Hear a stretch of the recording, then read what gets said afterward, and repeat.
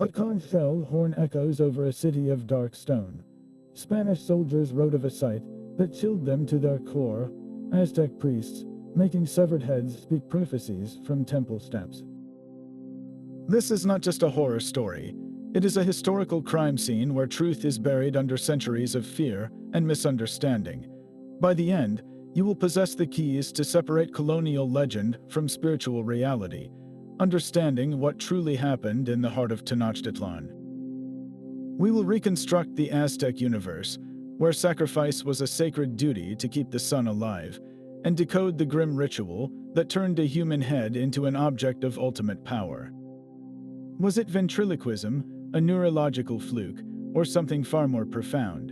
What does it say about us that our first instinct is to see only the horror in another world's logic? To understand the priest and his speaking head, we must first step into the mind of an Aztec citizen. Their world was not a stable place.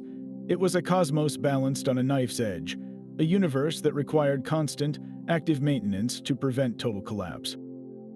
At the heart of everything was a sacred force they called Teotl. Think of Teotl not as a collection of separate gods, but as the divine energy that animated everything: the sun, the rain, the corn, and the human heart. This energy was not infinite. It was constantly being spent, like a great fire that needed constant fuel. Without that fuel, the sun would simply stop in the sky, the rains would cease, and all life would end in perpetual darkness. This is where the concept of sacrifice, or next lehueli, enters not as an act of cruelty, but as an act of cosmic ecology. The most potent fuel for the sun was the sacred energy contained within human life itself. The Aztec sun and war god, Huitzilopochtli, was engaged in a daily battle against the forces of night. Every sunrise was a victory that had to be won anew, and that victory required sustenance. So, when a priest lifted an obsidian blade on a temple pyramid, he was performing a duty of the highest order. He was feeding the sun. He was quite literally keeping the universe in motion. But the person chosen for this role was not merely a victim. They were often what the Aztecs called an ixipla. This is a profound concept that changes everything. An ixipla was a god impersonator, a living vessel. For a period of time, sometimes a full year, a captured warrior would be treated with immense honor. Dressed in the finery of the god, he was to embody, often Tezcatlipoca, the smoking mirror. He was fed the finest foods, taught music, and revered. He lived as the god on earth. His eventual ritual death was not an execution, but a sacred transformation, the moment the vessel was broken to release the divine essence within. The death of the ixipla was the god's own sacrifice, a willing gift of his own energy back to the cosmos. You can see this entire world, you carved in stone. The Great Sunstone, often mistakenly called the Aztec calendar, is a map of this perilous universe. At its center is the face of the sun god, Tenochtitlan, his tongue a ritual flint knife, demanding nourishment. The concentric circles around him tell the story of the 4 previous worlds, or suns, that were destroyed because their cycles ended. The Aztecs lived in the 5th sun, and they were determined to stave off its end through their sacred duty. This was the immense psychological and spiritual pressure that shaped every ritual, every prayer, every active state. In this context, a severed head was not just a trophy. It was a concentrated vessel of that spent sacred energy, a relic of a divine transaction, and if the universe could speak through anything, it would be through such a powerfully charged object. The captured warrior's journey from prisoner to divine vessel was a slow, deliberate metamorphosis. If he was chosen to become the ixipla of Tezcatlipoca, his old identity was ceremonially stripped away. He was bathed, given new garments, and adorned with the god's sacred regalia, a headdress of heron feathers, polished obsidian mirrors, and golden ornaments. For 1 entire year, he lived as the god on earth. He was taught to play the flute, to walk with grace, and was fed a diet of the most exquisite foods. The people he walked among would bow, not to the man, but to the living embodiment of the smoking mirror they saw before them.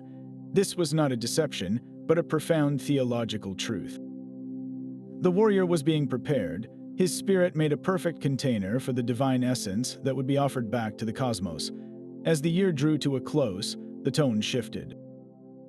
The final month was a procession of farewells. The Ixiptla, accompanied by 4 beautiful attendants representing goddesses, would travel to specific temples around the city. He would play his flute, breaking the instruments one by one on the temple steps, a symbolic shedding of his earthly life. The final journey led to the foot of the Great Pyramid of Tenochtitlan, the Templo Mayor. The air would be thick with copal incense, the rhythmic thud of massive log drums vibrating through the stone plaza. Thousands would watch in a silence broken only by the low chants of the priests. The Ixiptla would ascend the pyramid's steep steps, a slow climb towards the summit where the twin temples of Huitzilopochtli and Tlaloc stood against the sky. At the top, before the shrine, the atmosphere was one of intense, focused ceremony. The Ixiptla was not dragged or bound. He was often held gently but firmly by 4 priests over a convex stone called a tekkettle. A 5th priest, the Huitzilopochtli or high priest, would raise the razor-sharp obsidian blade, the tekpettle. This was not an act of anger or brutality. It was a surgical, sacred act of opening. The cut was precise, aimed at the chest to quickly access the heart, considered the seat of the tonelli, the animating life force. The heart, Yalotl, was literally that which makes one live. It was lifted, still beating, towards the sun, a direct offering of the sacred energy within. The body, now an empty vessel, was then carefully rolled down the pyramid's steep stairs. But the head was treated differently. It was not discarded. It was severed with care and placed into a special wooden rack called a tizampentli, the skull rack, which stood prominently in the ceremonial plaza. This was not a display of terror, but a public accounting of the sacred debt that had been paid. Each skull was a testament to the energy given to sustain the world. The body had released its primary force, the heart, but the head, the seat of consciousness and identity, still held a potent, residual power. It was now a sacred relic, charged with the echoes of both the man and the god he had embodied. This is the critical moment. We have a head, freshly separated, steeped in immense spiritual significance. The stage is now set for the final, most mysterious act. What could possibly happen next to make such a head seem to speak? The Spanish soldiers and friars, watching from the edge of the plaza, saw something that defied all reason. To them, this was not a sacred transaction, it was pure demonic theater. The most detailed accounts come from men like Bernal Diaz del Castillo, a soldier in Cortez's army, and Bernardino de Sahagún, a Franciscan friar who later compiled an encyclopedic history of Nahua life. Their descriptions are chilling. They wrote of the priests, the Tilanemikak, taking the freshly severed heads and holding them aloft, and then, they said, the heads spoke. They uttered prophecies, gave warnings, or answered questions from the other priests. For the Spaniards, this was incontrovertible proof they were battling not just a foreign empire, but the literal forces of hell. A head could not speak, therefore a devil must be speaking through it. This single horrifying report became a cornerstone of the Black Legend, painting the Aztecs as practitioners of a savage and supernatural evil. But if we pause their narrative of shock and examine their own words forensically, a different set of possibilities emerges. We are not looking for magic, we are looking for the mechanics of a profound cultural misunderstanding.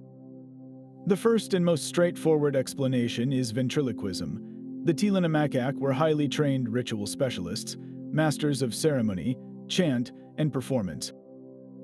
Throwing one's voice to make an idol or an object seem to speak is a known practice in many ritual traditions worldwide. It is a powerful tool of theater, designed to manifest the divine for the audience. To an Aztec witness, this would not be a trick, but a revelation, the god's final words channeled through his earthly vessel. To a Spanish observer, ignorant of the language and the spiritual context, it would seem like the head itself was alive. Then there is a grimmer, biological possibility. The phenomenon of post-mortem muscle spasms is well documented. Nerves can fire after death, particularly after a sudden trauma. A jaw might clench or twitch, the lips might part. In the tense, charged atmosphere, with every eye fixed on the grisly relic, a slight movement could be magnified by fear and expectation into the appearance of speech. The Spanish witnesses, already convinced they were in a land of sorcery, were primed to see a miracle of the darkest kind. but perhaps the most powerful explanation lies in the collision of worldviews itself. For the Aztecs, the ritual was the climax of a year-long divine narrative. The head was sacred, it did contain power.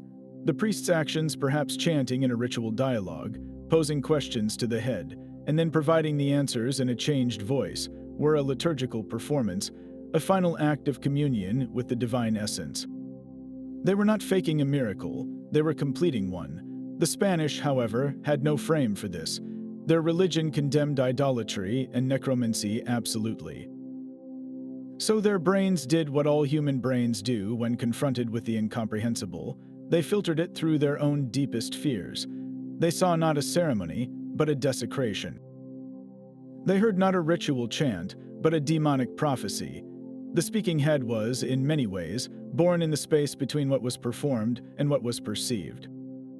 This leaves us with a haunting question. If the head did not literally speak, why did the Aztecs go through such an elaborate and gruesome process? What was the true purpose of this final, mysterious act with the severed head? The true power of the head lay not in moving lips, but in its silent, potent symbolism. To the Aztec priest, this object was a Tenochtitlan, a sacred vessel holding immense residual energy. Its journey after the ritual reveals a worldview where death was not an end, but a transformative phase in a continuous cycle of regeneration. The most visible fate for many heads was the Tenochtitlan, the great skull rack that dominated the ceremonial plaza. Rows of skulls, threaded onto wooden poles, stood as a stark and public ledger, but this was not mere intimidation. Each skull represented a completed offering, a life force willingly given to sustain the sun and the gods. The Tenochtitlan was a monument to cosmic reciprocity, a physical proof that the sacred debt was being paid so the world could continue. Some heads, however, were selected for a more intimate and profound purpose. They were carefully prepared, the back of the skull often cut away, and transformed into ritual seed bags. Imagine this for a moment. The seeds for the next season's maize, the very substance of life, were placed inside a vessel that had once held human consciousness. This was a perfect metaphor made physical. Just as a seed must be buried in the earth to die and give rise to new life, the sacred energy within the head was being planted, ensuring fertility and abundance for the community. The head, symbol of individual identity, became a conduit for collective survival. This connects to the core Mesoamerican belief about the head itself. It was considered the primary seat of the tonelli, that animating life force and personal destiny that also resided in the heart and hair. The head housed one's identity, warmth, and vital power. In death, that concentrated power did not simply vanish. It lingered, making the Tenochtitlan a potent object for communion. This is where the idea of the head as an oracle becomes clear. A priest might carefully observe the head in the way it settled in its rack, the pattern of its decomposition, or even the play of light across its features. These were not random events, but signs, a symbolic language from the other side. The speaking was not auditory, but visual and interpretative. The priest, trained in this sacred symbology, would read these signs to discern messages about the future, the will of the gods, or the state of the cosmos. We see this belief echoed in artifacts like skull masks, often adorned with mosaic and shell, transforming them into powerful ritual objects. The head was a bridge. So when we re-examine those Spanish accounts of a speaking head, we are likely witnessing the final act of this symbolic communication. A priest, holding the sacred Tenochtitlan, might engage in a ritual dialogue, asking questions of the divine, and then interpreting the answers through his trained understanding of this powerful object. The colonial observers saw a grotesque puppet show, but the Aztecs were participating in a profound metaphysical conversation. This reframing leads us to an even deeper mystery, one that lies at the very crossroads of biology and belief. What if, under the immense stress of the ritual, something genuinely extraordinary happened to the person whose head was taken? The story of the speaking head is a journey through two different realities. We began with a colonial horror story, a chilling account of demonic magic used to terrify Spanish soldiers and justify conquest. But by walking the streets of Tenochtitlan and listening to the drums in the plaza, we have uncovered a far more complex truth. The Aztec priest was not a sorcerer performing cheap tricks. He was a trained specialist conducting the final act of a sacred, year-long drama. The head did not literally speak with moving lips. What the Spaniards likely witnessed was a powerful combination of elements: priestly theater using ventriloquism or ritual dialogue, their own terrified misinterpretation fueled by cultural prejudice, and the genuine, profound power that the Aztecs themselves believed resided in that sacred object. For them, the Tenochtitlan was a charged relic, a bridge to the divine whose messages were read in signs, not heard with ears. This mystery does more than solve a historical puzzle. It forces us to confront the lens through which we view the past. Our first instinct, shaped by centuries of narrative, is to recoil at the horror. But true understanding requires us to look beyond that initial shock, to see the intricate and often unsettling logic of another world. It asks us to recognize a civilization that saw the cosmos as a fragile, hungry thing, and believed that the ultimate human duty was to feed it with the most precious substance they possessed, life itself. What other historical mysteries have been distorted by the clash of civilizations? What ancient practices do we misunderstand because we cannot see past our own biases? Share your thoughts in the comments below. If you want to join more deep dives into the past's greatest enigmas, be sure to subscribe.